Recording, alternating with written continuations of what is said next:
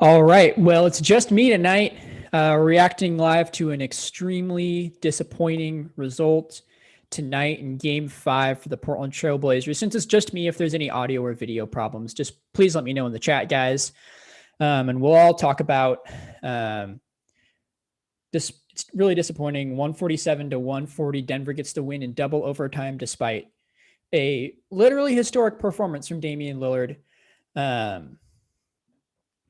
He scores 55 points, hits an NBA playoff record 12 threes, and his teammates just frankly in overtime don't really do diddly squat. I'm looking through the box score right now. First of all, how lucky is Portland to have Damian Lillard? I mean, he's just incredible. Just incredible. To score, well, to hit 5 threes at the end of regulation and in overtime, 3 threes in the first overtime. Like, what is that? Looking through the box score right now, in the 2 overtimes, I'm going back through any points that weren't. Well, first of all, Portland didn't score for the last 347 of overtime, and that was Lillard's banked 3. They didn't score again. Denver scored the last 9 points of overtime. So Damian Lillard scored all 5 points in the second overtime. Kanter had that nice putback to get Portland's scoring going in the first overtime. After that, 2, 5, 8, 11 points from Lillard. So Portland got 16 points from Lillard in overtime between the 2 overtime periods, 2 from Kanter, nothing from CJ, nothing from Norman Powell, nothing from Carmelo Anthony. Just a really, really disappointing effort to see from the supporting cast as a Blazers fan. And that was the difference in this game. Despite a historic performance from Damian Lillard, Denver's supporting cast came up huge. Jokic had a solid game, but he was 14 of 31, which isn't crazy efficient. He scored 38 points and he had 11 rebounds and 9 assists. You credit him. He's the MVP frontrunner, but Aaron Gordon, a double-double, 14 and 10. Michael Porter Jr. with 26 and 12. And off the bench, Monte Morris with 28 points. I remember John saying in our preview episode, which you can find if you're interested on episode 16, here on YouTube or Spotify, depending on how you like your podcasts. If someone like a Monte Morris comes up big and scores 28 points, which he did in 41 minutes, he got all of Campazzo's clutch time minutes because Campazzo didn't really contribute very much tonight. He was 7 of 18, 4 of 9 from 3. Marcus Howard was 3 of 4 from 3. Austin Rivers was 4 of 8 from 3. Aaron Gordon was 2 of 4 from 3. Porter 3 of 5 from 3. Jokic actually didn't shoot the 3 well. He was just 3 of 9. But as a team, Denver is 20 of 44. For the second time this series, they hit 23 pointers in a game, score 147 points, and still Portland had a chance because of Damian Lillard and his just absolutely ridiculous play. I mean, we were watching history out there, guys. Simply put, we were watching history. It's really disappointing that it came in a loss. But, you know, that kind of tells the story a little bit of a lot of what the Damon CJ era has been. Not getting a point. Let me go back to the box score and see the last time CJ McCollum scored in this game, because that, obviously, he steps out of bounds. He misses every shot he takes in overtime. CJ McCollum, looking now, I want to say that he hit a nice running off-balance shot to tie the game in the fourth quarter. I don't believe he scored again after that. I take that back. He did hit that 3, and that was a big 3 at the end of regulation. 13.7 seconds left. We'll credit him for that. But for the team to just not show up on the offensive side in the second overtime after your franchise player, your franchise's best player ever, just takes over the game in a way we've really never seen before. And to just not really do anything about it, it was just super disappointing to see from the supporting cast. If you're watching live, obviously it's just me tonight. Kendall and John both had to work tonight, which shout out to their bosses for scheduling them during a huge playoff game, but hopefully they'll be back for game 6. Denver up 3-2 in the series now. We'll see if Portland can force a game 7 or if that's kind of a wrap. Obviously, this is the first close game of the series. It's obviously been a competitive series with results flipping back and forth, but this is the first close game of the series. Damian Lillard did everything humanly possible in this game. And I don't want to say he wasn't enough because he scored 55 points and hit 12 3-pointers. He did more than enough, and he just could not get any help. And that's just kind of a microcosm of what a lot of the downfall of this era has become. It's just the old mantra of where's Dame's help?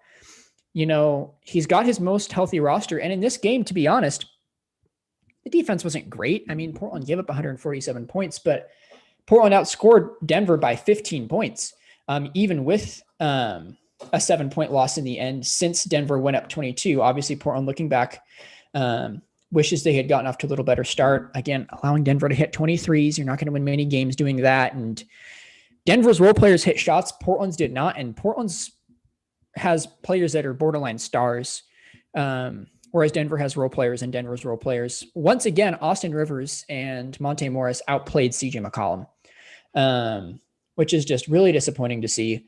And you wonder about the fire that you'll see with Portland. Will it just be another dig deep? Our season's on the line. We want to keep going in this elimination game that's back in Portland on Thursday at 5:00 on TNT and NBC Sports Northwest.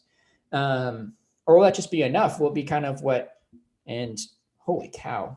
I know the Suns were blowing out the Lakers. I've been kind of momentarily, obviously, I've been closely watching this Damian Lillard performance that ended up being all for naught. Suns up 103-71 on the Lakers. That's just unbelievable. We'll see if Davis can come back for game 6. Otherwise, the Lakers might be in some serious trouble. Otherwise, around the league, Brooklyn took care of Boston 123-109 to win that series. Heck of a series coming up with them in Milwaukee. That's going to be awesome. I believe that one gets started on Saturday. But you kind of wonder if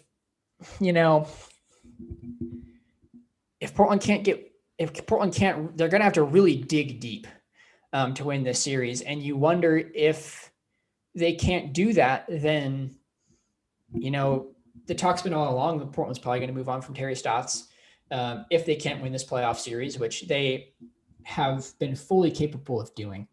Again, tonight, there were points where if you got one shot from Carmelo to go down, or one shot from CJ to go down, or one shot from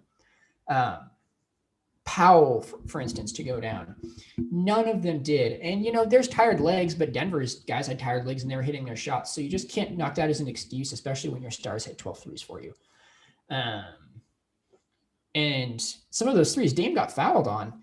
The refs called the game super tight and gave Portland some favorable calls, especially at the end of regulation. So I'm not going to complain about the refs at all because Portland got some favorable calls in this game for sure. And NBA refs are just inconsistent all the way across the board. So a lot of times it washes out. Again, if you're watching live and want to engage in the chat, I'm curious to see what you Blazers fans or Nuggets fans think about that game. I'll credit Jokic. He was a star tonight. 38, 11, and 9 is a big time performance, aided by the fact that Nurkic picked up a silly 6th foul, questionable 5th foul probably, but silly 6th foul for Nurk. He had to know better, kind of showed some immaturity there. And again, this series has hinged a lot on the play of Nurkic, and not having him for the majority of the second half really hurt Portland. He went into halftime with only 1 foul. Things were looking really good. Portland had cut that 22-point deficit all the way down to 3, which was just remarkable to see. And then, Nurkic picks up so many fouls in the third quarter. He's got 4 by 8 minutes left, and he has to leave. They have to put Kanter back in. And Kanter wasn't as bad on defense as he was earlier in the series when Stotts was forced to just take away his minutes because he was playing so poorly. He did okay, but Jokic, he's the MVP. He's going to go get his buckets. Shoot. I mean, he's scoring on Nurkic, and Nurkic is playing him really well. And, 3 of Nurkic's fouls were offensive fouls. That was really tough to see. You hope for some more discipline from him in those situations, but that's tough. Obviously, I think Portland was definitely hurt by foul trouble. Obviously, Covington fouled out. He had to play with 5 fouls for all of overtime and a good chunk of the fourth quarter. CJ McCollum played a lot of it with 5 fouls. And it wasn't like Portland never got stops, but Denver's role players, Denver hit 23s and Jokic only hit 3 of them. Michael Porter Jr. had his best game of the playoffs. And another big, crazy performance from Monte Morris, 28, I believe it was, off the bench, which is just crazy. Sorry, boys, my allergies are acting up. But yeah, we got Game 6 on Thursday, and you hope Portland can pull it out. It's looking like, when you've got LeBron James, the Phoenix LA series is by no means over, even though it looks like Phoenix is going to take a 3-2 lead in their own respect. Makes the Western Conference really interesting. The Clippers have come back to tie the series with a couple of really impressive performances. And so, we'll see who comes out of the Western Conference at this point. It's disappointing to see that there's a good chance the Lakers are going to lose in the first round and Portland just can't take advantage. Odds are Portland probably wouldn't get to the finals just with their poor defense all year. Eventually that catches up to you. But tonight what caught up to them was just Dame got no help and Denver and Jokic got help. If, again, I reiterate, I said it earlier in the live, but Damian Lillard with 16 points in overtime, the rest of the team 2, and that's on a Cantor putback. That's just really disappointing when you have a team with borderline stars. Again, maybe it's tired legs, but if Denver is hitting their shots, so you just wonder, what got in. It didn't even seem like Stotts was particularly poor in this game. Obviously, Blazer fans have their issues with Stotts. If Portland loses the series, Stotts' job is probably in trouble. And you wonder if you start seeing the potential for a pretty significant change in the offseason if Portland isn't able to take care of business in Game 6 and a potential Game 7. Just with the fact that Portland has clearly been the more talented team in this series, but they haven't always been the better team. Obviously, Portland has significantly outplayed Denver in games 1 and 4, Portland's wins. And in this game, they're from the middle of the second quarter until the fourth quarter, Portland significantly outplayed Denver. They played really, really well. In fact, at one point, I believe Portland was on a 57-32, like in a certain stretch. Portland was outscoring Denver 57-32. Like they were just kicking their butts, taking that 3-point lead into the fourth quarter, like a good team does, especially when their role players are hitting shots. Denver came back to make it an interesting game. And you could even feel when Jokic and Nurkic came back in the middle of the fourth quarter that for the first time in this series, a game was truly going down to the wire, and it did. We saw just ridiculous performance from Damian Lillard. I mean, ridiculous. To hit that, I don't know what Denver's thinking, letting him go 1-on-1 down 3 on Michael Porter Jr. That's a shot that he's hit a billion times. That swing across his body, pound dribble, step back. You just kind of know that one's going in, and Denver had to use their last time out on a coach's challenge that was unsuccessful, although it did take away Dame's free throws. But all that being said, Dame hits that shot. Denver isn't able to get a good shot at all. So go to overtime. Denver takes a 9-point lead because Portland can't do anything on offense, and they're letting Denver hit their threes. You think it's over, and then Damian Lillard ties it single-handedly. He ties it in just an unreal result, like you'd never expect. He goes down and ties it. It goes double overtime. We start overtime with Lillard getting a driving layup, or double. We start the second overtime with Lillard getting a driving layup to take the lead. Jokic comes down, hits a basket, fine, whatever. Lillard banks in his 12th 3 of the game. 12 threes on a bank shot, 55 points. Like, what is happening? You've even got Woj on Twitter saying, come on. If Woj is tweeting, it's crazy.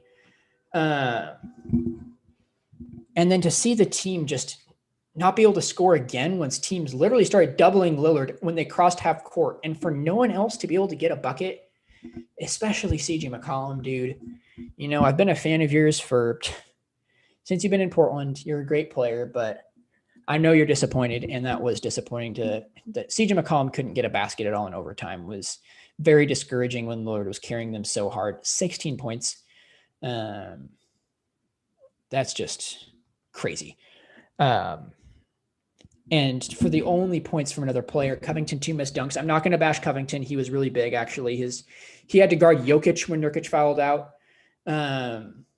He had 19 big points, including a really clutch 3 to tie the game in the fourth quarter off a fake pass and rise up. Those 2 missed dunks are really unfortunate. I don't know what he was thinking. I mean, you wish he could just put one of them down. CJ stepping out of bounds, missing shots. CJ going under the screen, which that's tough. Granted, if Morris and Jokic are both hitting their shots and Porter Jr. is hitting his shots, it's tough. But you don't expect Powell and CJ McCollum to get outplayed by Monte Morris and Austin Rivers in a key playoff game, but that is unfortunately what happened. So we'll see if this game made Portland really angry and they come out with fire in game 6 and force a game 7 on Saturday in Denver, or if that was just kind of the wrap on the series, the emotional stab that the Nuggets had to get in to, I guess, kind of finish the job against Portland. We'll see. We'll see. And, the Suns would be a really tough matchup if Portland's able to come back and get it, if it is. And obviously the Lakers are tough. If Davis comes back, you've got Davis and LeBron. What are you going to do? McCollum still finished with 18, 7, and 7, so statistically really good. But, looking at the final line, Nurk was 13 and 11, but he just couldn't play at all. In the second half, he logged 6 minutes because of foul trouble. That really, really hurt. Norma 13 and 3, Melo 8, 4, and 3. Not a great game from Carmelo. He also had a really big turnover that Dame ended up kind of making up for, where he tried to sweep through and lost the ball out of bounds.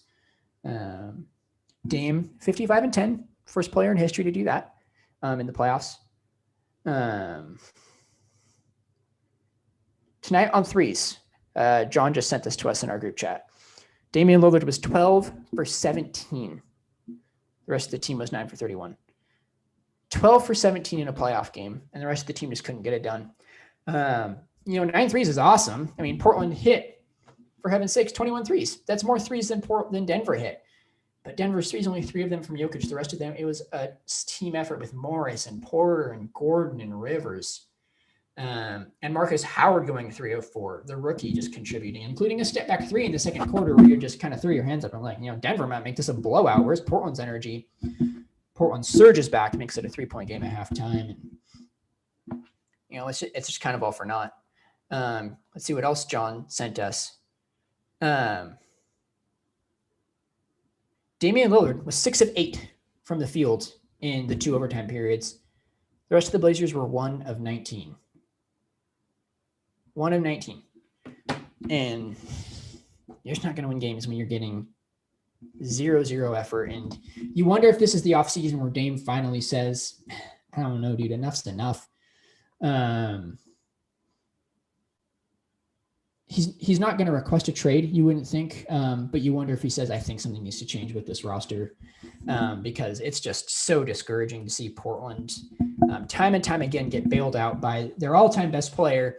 And tonight is probably the greatest example. How can you have a player go 6 of 8 from the field in overtime? 5 of them from 3. I think 5 of them from 3. No, 3 of them from 3 in overtimes. 4 threes. Help me out in the chat, guys.